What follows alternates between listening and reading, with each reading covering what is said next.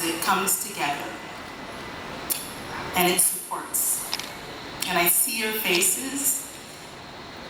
As one of the previous speakers said, I see you. And I feel you. And I feel your pain. It's hard to fathom that people in Buffalo, our brothers and sisters in Buffalo, were doing what many of us do on a weekly basis. It's what my parents did. It's what I do with my kids. You go grocery shopping and you buy food to take care of your family.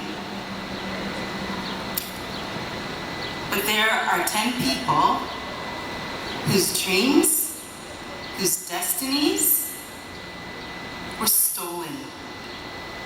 They were stolen. That's what anti-Black racism looks like. That's what white supremacy looks like. I'm here on behalf of the Prime Minister of Canada. I want to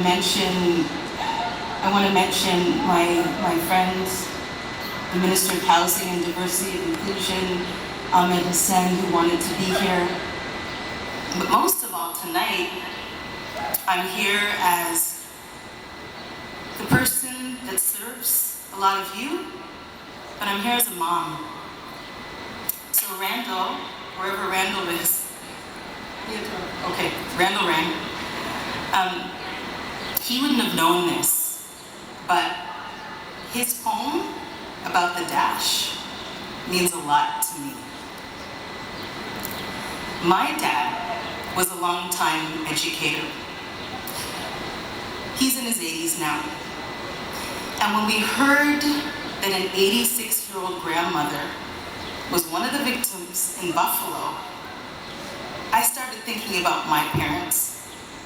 So I'm sure he did the same. And, you know, the father that was going to get a cake for his toddler and the security guard who tried to stop everything but ended up dying himself. You think about your own family members. It's why our hearts are broken, because in our brothers and sisters in Buffalo, we see ourselves. So my dad, in his 80s now, was a longtime educator. And every year, he would get up on the high school stage that he was a principal at, and he'd hold a placard. And the placard had a picture of a tombstone. And my dad told the story of the dash. And he'd say to the kids, "Kids, what's the most important part of this tombstone that I'm holding here?" And they'd scream out and they'd say, "Mr. Ian, it's the year you're born." Or, "Mr. Ian, it's the year you die," or "It's the name, your family name." And he would say, "No. The most important part is the smallest part." It was a poem that my dad was quoting. The most important part was the smallest part, the dash. It's how you live your life. It's practicing empathy every day. It is loving fellow human beings, no matter what they look like. It is being kind. It is legacy. The smallest part is the biggest part.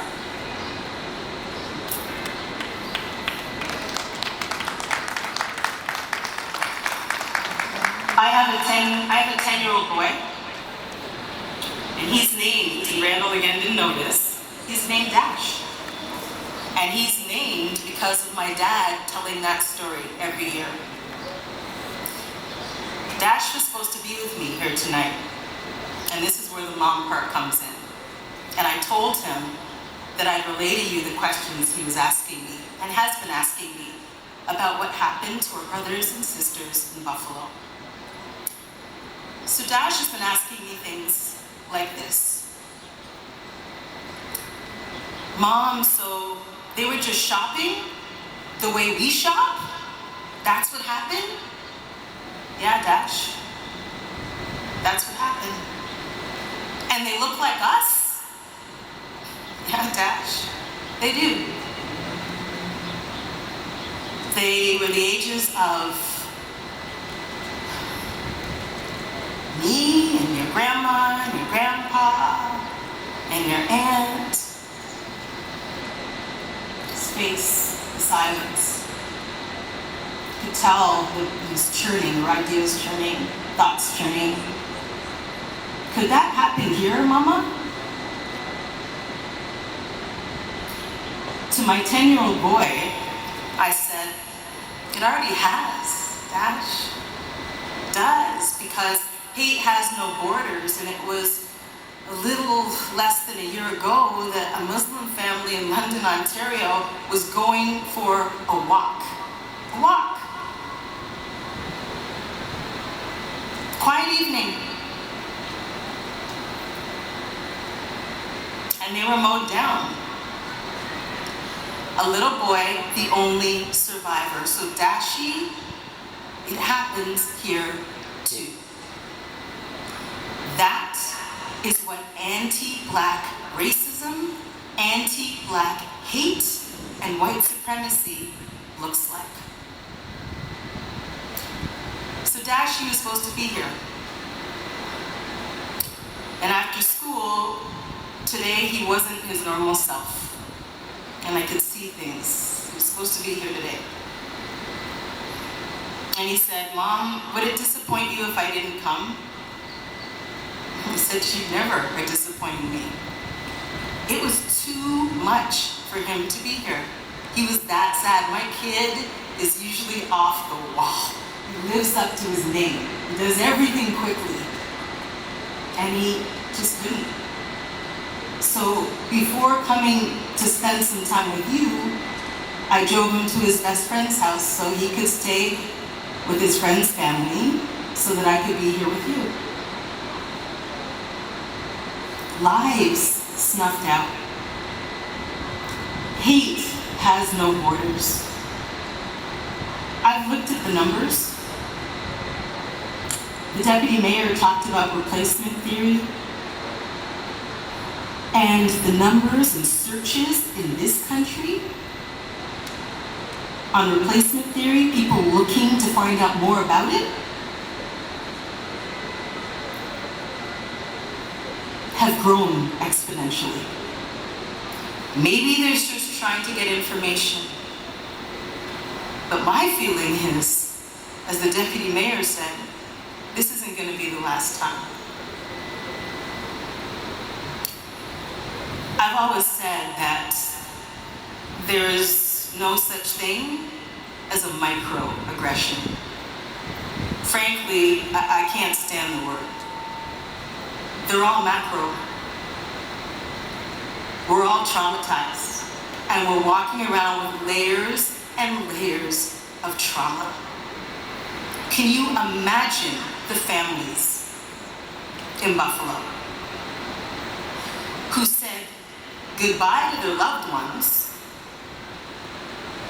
who likely said something like, I'll see you when you get back from the grocery, see you in half an hour, see you with the cake, see you with the groceries, see you for dinner, see you.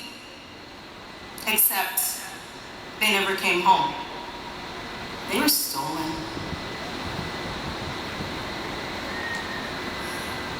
We have to be vigilant. We have to speak out fearlessly. We cannot do it alone. That's where allyship comes in. But I will say this. Please, if you're an ally, and I see many here tonight, please do not ask a person of color, a Black person, what they should do, what you should do. Please know that people are walking around with trauma. They are going to work, they are taking care of their families, they're doing all the things, and they are meeting microaggressions daily. It's not their job to tell you what to do. Frankly, it's yours to reach out, to read, to watch, to just be kind. Everybody can do that. Everybody can have empathy. We're not born with hate. That's what I tell my Dash. The problem is, I'm not so sure that he's going to believe me when I say to him, kindness over everything, Dashi. Remember, kindness over everything. Have empathy. Because he now knows that that might not be enough.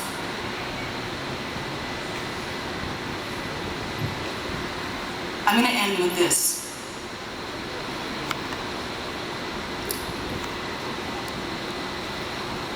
The words, how are you, are just so fraught right now. Because none of us are fine. Nobody wants it, aren't And this isn't going away because we weren't fine the last time. And we weren't fine the time before that.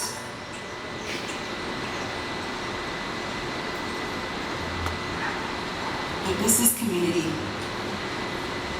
And community holds itself up, holds each other up. And I want you to know that I'm here. I want you to know that I see you. I want you to know that I represent you. I want you to know that I tell your stories because they're my stories. Be good to each other. Take time. Cry. Let whatever it is out. Walk proudly. But remember what happened in Buffalo. Speak out. Because I will be. Thank you so much. God bless.